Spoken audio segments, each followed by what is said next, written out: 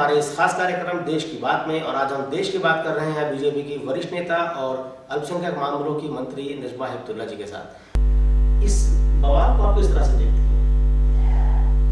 मैं सोच रही थी, आज मज़ार पे भी मैंने ये बोला कि मौलाना साहब ने क्या कहा था।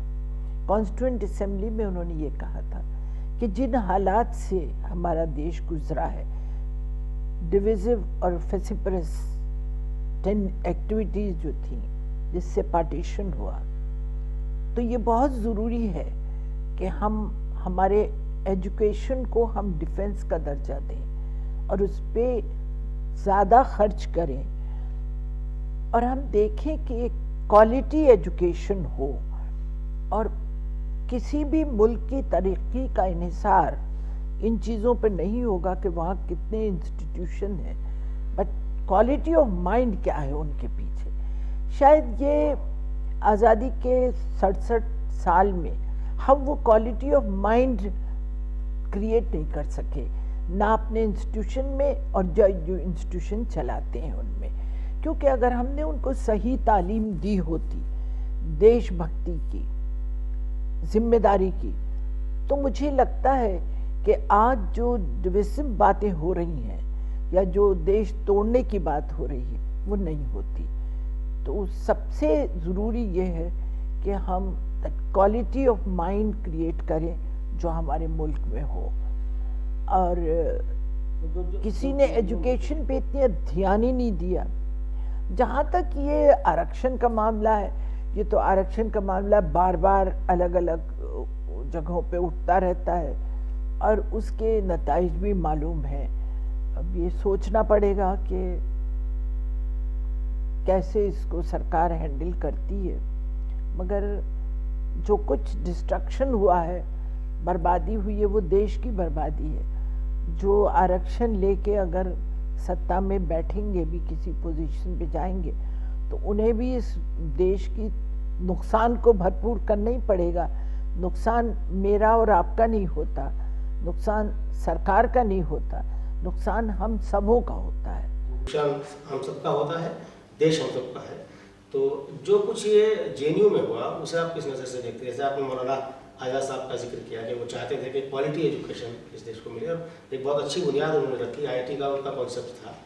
और तो क्या मानती है कि साहब जेएनयू उस अपने जो मकसद, जिस मकसद से जेएनयू को बनाया गया, इतनी वहाँ पर खुलापन रखा गया और कहें कि विचारों की स्वतंत्रता है एक तरह से है, तो क्या उस मकसद से कहीं भटक रहा है जेएनयू? देखिए, मैं एक बात आपसे कहूँ, मैं विचारों की इंडिपेंडेंस में मानती हूँ, मगर मेरी इंडिपेंडेंस कहाँ ख़त्म होती है ये भी मुझे सीखना चाहिए, सोचना चाहिए। अगर मेरे हाथ में एक छड़ी है और मुझसे घुमा रही हूँ, तो वो आपकी नाक पे अगर लगेगी तो वो आपकी इंडिपेंडेंस को टच कर रही है। अगर कोई भी इस तरह की फ्रीडम अगर किसी को हर्ट करती है या देश को हर्ट करती है। बहुत सही बात आपने कही कि देश की विकास, देश की अखंडता हमारे लिए प्रायोरिटी होनी चाहिए। नेशन फर्स्ट, जो हम कहें कि साहब मोहम्मद साहब का भी एक कॉल था जब मदीना स्टेट बनाए कि नेशन फर्स्ट होना चाहिए, बाकी चीज़ बाद में होनी चाहिए। जेएनयू में जिस तरह का बवाल मचा और वहाँ कुछ लोगों ने तो नारे लगाए, पुलिस उन्हें आइडेंटिफाई नहीं कर पा रही है, और जो पोस्टर लगे थे उस पर कुछ नाम आए हैं, उनकी गिरफ्तारी नहीं हुई है। तो क्या लगता है आपको कि कहीं ना कहीं कुछ ना कुछ पुलिस से, खुफिया एजेंसी से कोई चूक तो जरूर है ना, किसी ना किसी लेवल? अब देखिए, मैं इर्रिस्पॉन्सिबल स्टेटमेंट कभी देती नहीं हूँ, क्योंकि जब तक मुझे सही मालूम नहीं हो कि किसकी गलती है। मगर मैं समझती हूँ कि हम हर चीज़ की जिम्मेदारी पुलिस और खुफिया एजेंसीज पर न डाल दिया करें। ये देश उनका तो नहीं है ना, देश तो हमारा आपका भी है। तो कुछ तो जिम्मेदारी हमें खुद भी लेना चाहिए। जो जेएनयू के ऑफिसर्स थे या जो लोग भी वहाँ थे, उनको भी ध्यान देना चाहिए था कि अगर कोई लड़के गलत रास्ते काम कर रहे हैं तो उससे उसकी रोकथाम करते। हर बार हम पुलिस को इल्ज़ाम दे दें, मैं इसके खिलाफ हूँ। लेकिन जिस तरह से वहाँ जल्दबाजी में वहाँ के स्टूडेंट यूनियन के लीडर को गिरफ्तार किया गया, कई लोगों ने माना कि साहब वो फैसला जल्दबाजी में लिया गया, पुलिस ने अति उत्साह दिखा दिया या खचरी जानकारी भी लिया। अभी तो पता अब सामने आ रही है लगेगा। बातचीत के कुछ टीवी चैनल्स ने जो उसका भाषण था कन्हैया का, उसको तोड़ मरोड़ के चलाया, काट के चलाया डॉक्टर करके, उसकी भी फॉरेंसिक जांच हो रही है। अब वो भी जांच होना चाहिए।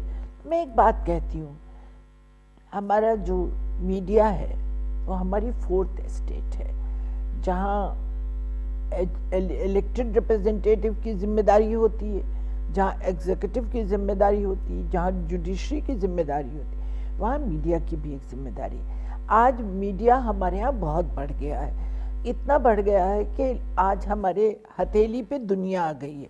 एक स्मार्टफोन आप लीजिए तो हथेली में आपकी पूरी दुनिया समा गई है। तो हम ये अंदाज़ा नहीं लगा पाते कि हमारा एक गलत लफ्ज़ या एक गलत एक्शन, उसका कितना बड़ा इम्पैक्ट होगा।